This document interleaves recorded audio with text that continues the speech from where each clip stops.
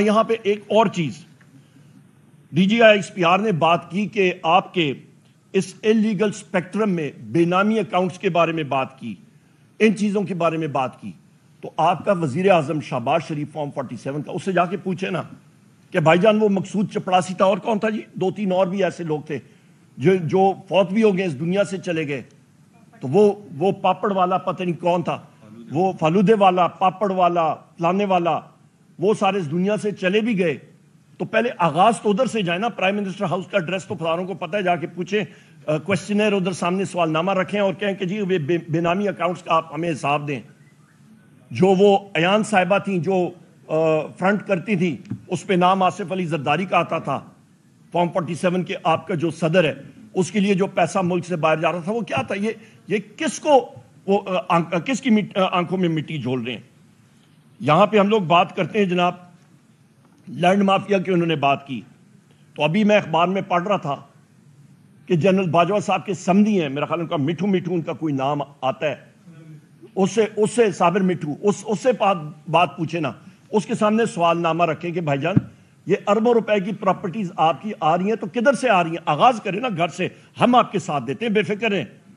پاکستان تحریک انصاف، وزیر اعظم عمران خان صاحب نے ہمیشہ کہا ہے ہم لوگ صف اول میں ہوں گے کرپشن کے خلاف، بسم اللہ کریں۔ پھر آپ جناب والا جس وقت نارکو یعنی کہ منشیات کے حوالے سے اسمگلنگ کے بارے میں بات کرتے ہیں، بالکل صحیح بات ہے، منشیات کی اسمگلنگ پاکستان میں عروج پہ جاری ہے۔ کون کر رہا ہے؟ ان لوگوں کو سامنے لائیں، ان کو پکڑیں، ڈی جی اے این ایف کو کہیں کہ سامنے لائیں۔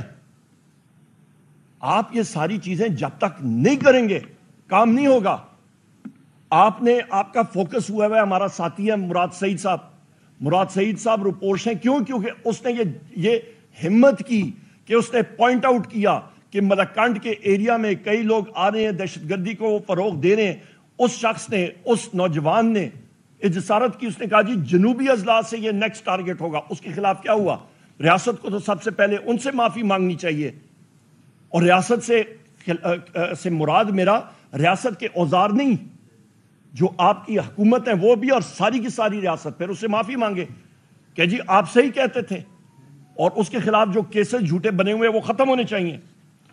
اس کے ساتھ ساتھ جناب خواتین و حضرات، یہاں پہ یہ میں بات کروں کہ D G S P R نے کہا جناب کہ یہ ساری چیزیں انلیگل سپیکٹرم، یہ اس لیے زیادہ ہوا، اسمگلنگ منشیات کی، پیٹرولیم پروڈکٹس کی، تمباکو کی، آپ کے نان کسٹم پیڈ ویکلز کی، گاڑیوں کی اسمگلنگ اس لیے ہوئی کیونکہ حکومت نے امپورٹس روکی، اس کو کرٹیل کیا۔ آپ کی یادداشت کے لیے ذرا انٹرنیٹ کھول کے دیکھ لیں کہ یہ ریسٹرکشنز یا رکاوٹیں کس نے لگائی تھیں؟ یہ اسحاق ڈار نے لگائی تھی جب پی ڈی ایم 1 کی حکومت آئی تھی، اور اس کے بعد آپ کا جو یہ کیئر ٹیکر گورنمنٹ آئی تھی اس نے لگائی تھی، اس نے کنٹینیو کی ہیں، آج تک وہ جاری ہے، اور میں نے اپنے بجٹ سپیچ میں بھی اس کے بارے میں ذکر کیا۔ تو پھر ذمہ دار کون ہوا؟ اس کو جا کے پکڑیں، وہ تو آپ کے اپنے حکمران ادھر بیٹھے ہوئے ہیں، تو ان سے جا کے پوچھ گچھ کریں۔ اہم بات یہ ہے، آخری 2-4 پوائنٹس لے کے پھر ہم لوگ سوال جواب پہ آتے ہیں۔ نیکٹا کے بارے میں بات چیت کی، بڑی اچھی بات ہے۔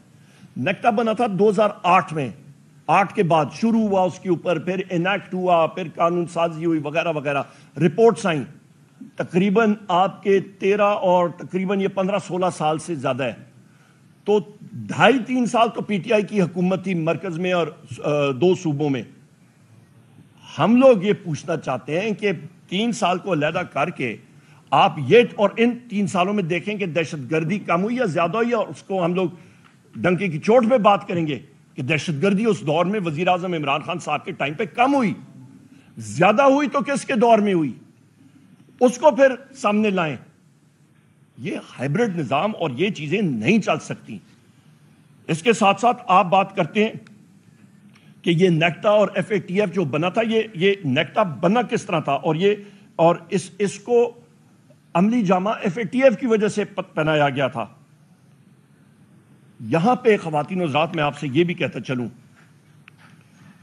کہ جو ہمارے وزیر اعلیٰ علی امین خان گنڈاپور صاحب نے بڑی اچھی سٹیٹمنٹ دی ہے کل، اور انہوں نے کہا ہے کہ جو لوگ ریاست کا نام لے کے کور لیتے ہیں ان کو ایکسپوز کریں، ان کو سامنے آنا چاہیے۔